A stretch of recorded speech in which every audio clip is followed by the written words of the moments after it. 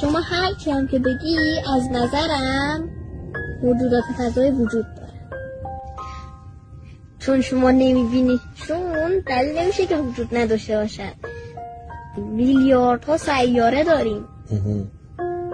خب حداقل 1000 تاش منطقتون دیگه باور میکنه دیگه که حداقل 1000 تاش که عددی هم نیست مثل زمین باشه 1000 تاش. خب حالا اما اصلا دلیلی هم نداره که مثل داخل کارتونا مثلا یه آدم گنده سبز باشن با کله های گنده. دلیلی هم نداره که اینجوری باشن. اگه باشن خب نه اصلا بحثش این نیست. اگه باشن نباید با ما ارتباط بگیرن، مثل ما که داریم سعی میکنیم با بقیه ارتباط بگیریم، داریم سعی میکنیم که بخوایم مثلا یه حیات پیدا بکنیم فلان این حرفا، اونا نباید با ما ارتباط بگیرن. اونا چرا باید با ما ارتباط بگیرن؟ چون نکته ترسناکش دقیقاً اینه. چی؟ نزدیکترین DNA به ما میدونی چه موجودیه؟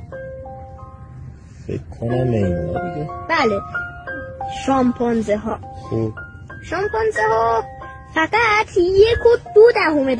DNA شون با ما فرق داره.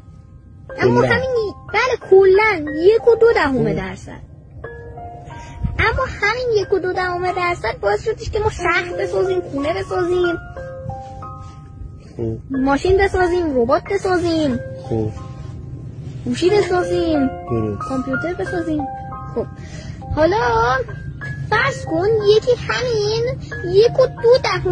1.2% از ما بالاتر باشه، ما براش مثل شامپانزه میمونیم. راستی به این نکته توجه نکرده بودم. ما براش مثل شامپانزه میمونیم. چرا خب باید با ما ارتباط بگیره؟